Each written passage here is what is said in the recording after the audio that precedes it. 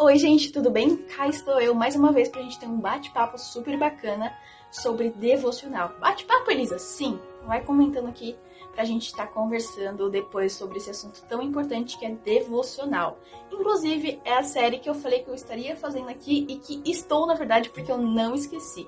É um tema super importante. Se você quiser saber mais sobre o que a gente já viu sobre devocional, você pode acessar tanto o guia sobre devocional, que você vai ver todas as partes na sequência, ou você também pode dar uma procurada aqui nos IGTVs que morreram, não existe mais nome de IGTV, vídeos que tem aqui no Instagram, tá bom?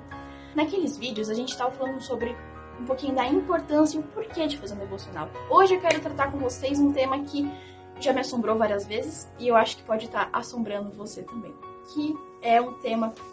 Na verdade, é uma pergunta que você provavelmente deve estar me fazendo. Ah, Elisa, eu entendi o porquê e a importância do devocional, mas você concorda que às vezes, quando você peca, você fala, não é melhor primeiro me purificar e depois eu vou pra Jesus?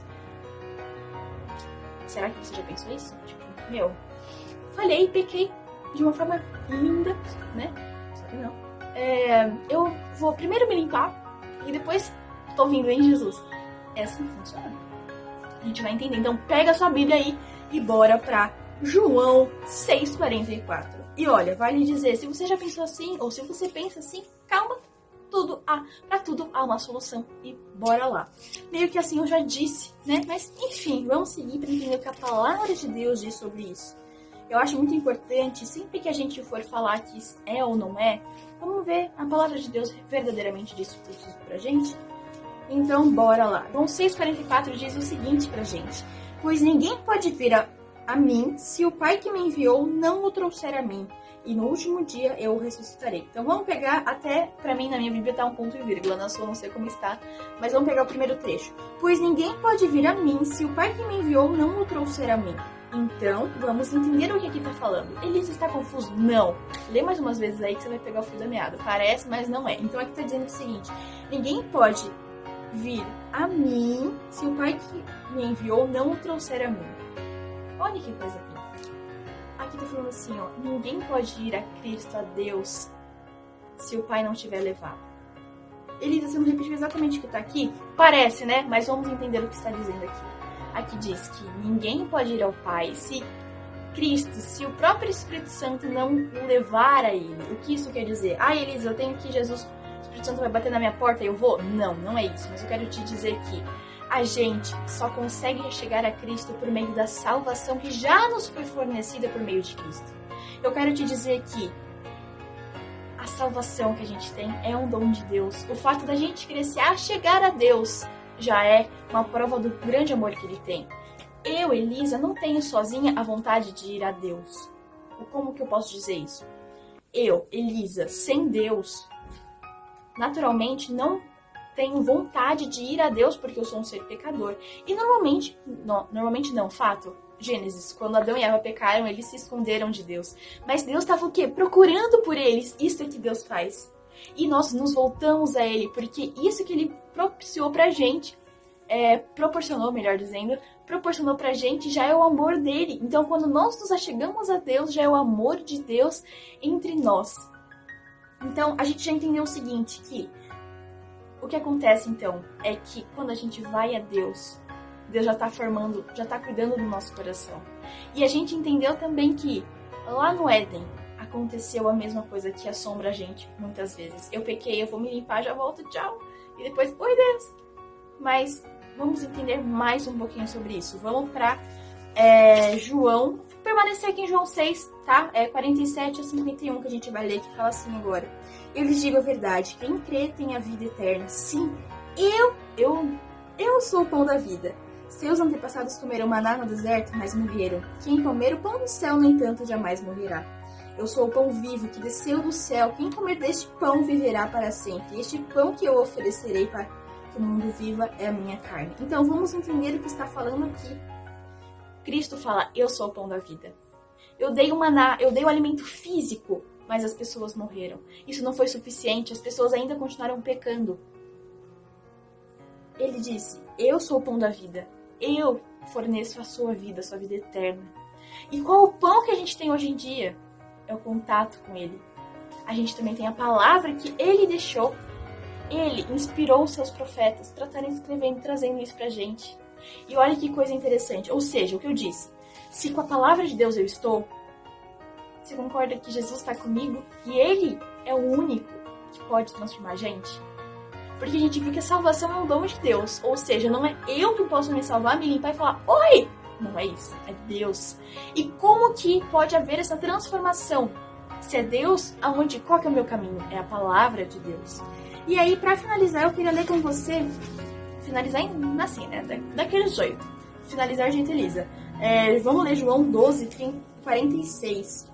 João 12, 46, basicamente fala que Deus, Jesus, já fez o caminho para que a gente pudesse hoje se chegar a Cristo. Que ele diz o seguinte pra gente. Fala assim, eu vim como luz para brilhar neste mundo, a fim que todo aquele que crê em mim não permaneça na escuridão.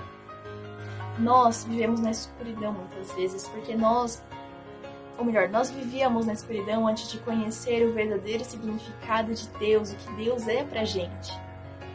Deus não é uma coisa abstrata nesse sentido que eu quis dizer de significado, mas quais são os atributos de Deus? Parece que a gente vive na escuridão, que a gente não sabe o que fazer. A gente segue para todos os caminhos, mas nenhum deles nos traz conforto e paz. E o que eu quero te trazer hoje é, tenha paz. Vai falar, nossa, só assim? Não é, mas tipo, pra mim eu gosto muito de pensar numa coisa. Sabe a história do filho pródigo? Eu sempre penso que, pra mim, Deus é o pai que tava esperando eu voltar pra casa. Lembra da história? O menino sai, faz todas as diversões, enfim, pecou.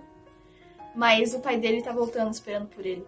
E Deus tá assim com você. Se você se distanciou, corre, vai pra Deus e fala, pai, eu tô aqui. Esse é o maior desejo dele. Te perdoar. Na verdade, ele já te perdoou, vai lá correndo pro seu pai. Com o coração arrependido. E aí você vai falar, tá, Elisa, eu faço isso e acabou? Não! Te peguei. Vamos para Provérbios 4, 23. Porque aqui mostra uma das coisas mais importantes que a gente tem. Que é o nosso coração. Então, Provérbios 4, 23 diz o seguinte pra gente. Acima de todas as coisas, guarde o seu coração, pois ele dirige o rumo da sua vida. O que você tem alimentado no seu coração? O que você tem proporcionado para ele? Foi o pão? Foi a palavra de Deus que você deu? Porque com isso, o coração está totalmente relacionado com a purificação da mente. Elisa, como assim? O que eu contemplo está relacionado com quão próximo eu estou ou não de Deus. Então vamos entender, aqui está falando pra gente guardar o nosso coração. Ou seja, deixar ele cuidadinho, do jeito que ele possa ficar da melhor maneira com Cristo. A gente precisa guardar o nosso coração. E guardar o nosso coração de quê, Elisa? É só das coisas, dos pensamentos? Não, é de tudo que você faz. Porque nós vivemos num mundo corrompido pelo pecado.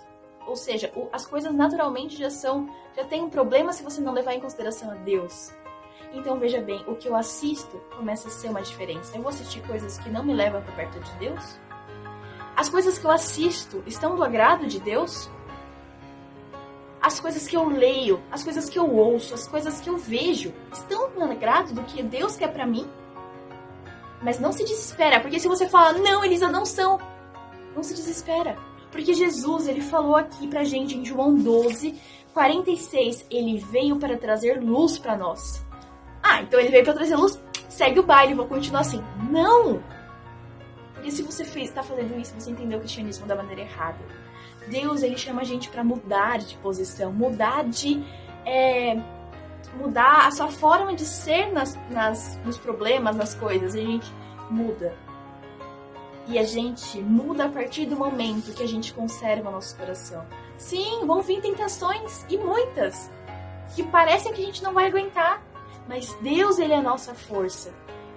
E o que eu te até recomendo fazer, dá uma olhada no meu Desvendando o Secreto de Isaías 41:30, se não me engano. Dá uma olhada lá, você vai entender o que é o descanso em Deus, mesmo quando você está cansado. Bom, eu queria ler com vocês alguns trechos, alguns versos que tratam sobre isso. Versos, na verdade, eu já li, né? O que eu quero ler são trechos de autores interessantes, tá? Então vamos ler o primeiro. a santidade não é o caminho para Cristo, mas Cristo é o caminho para a santidade. Ou seja, eu não vou para Cristo sendo santo, eu vou em Cristo para ser santo, porque Ele é o único caminho. Como a gente viu, Cristo é o que provém pra gente a salvação.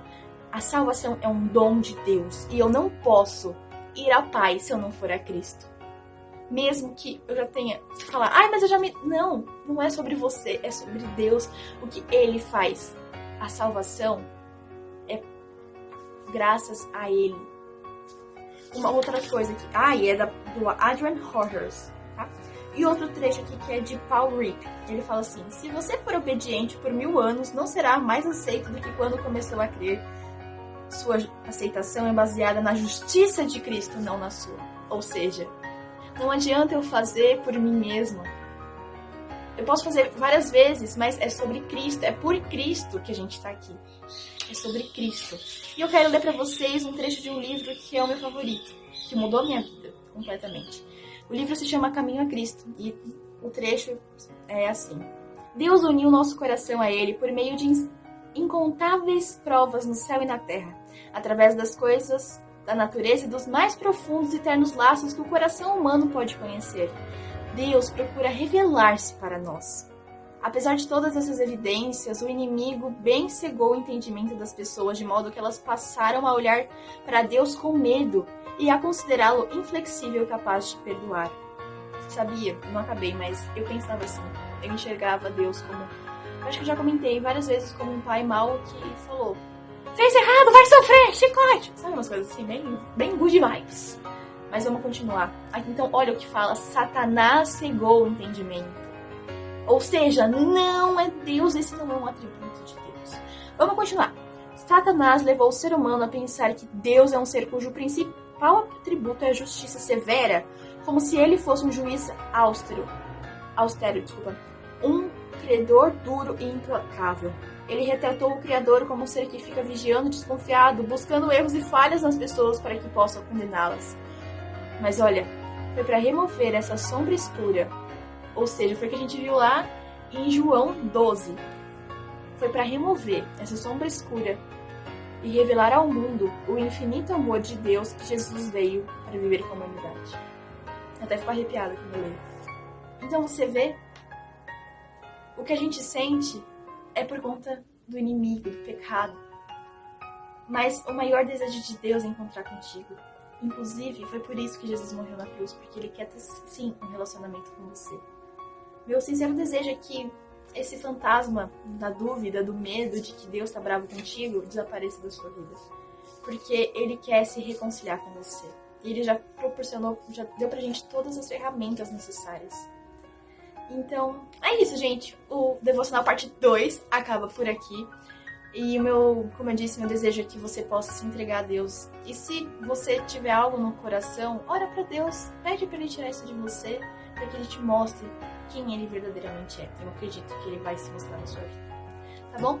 Então é isso, não esquece de compartilhar esse vídeo pra algum amigo seu que você fala, putz, aquele amigo, aquela amiga, vai ser ótimo esse vídeo pra ele, pra ela. Bora lá, segue, manda. E a intenção é que possa estar, como sempre, ajudando você a ter um relacionamento mais íntimo com Deus todos os dias, tá bom?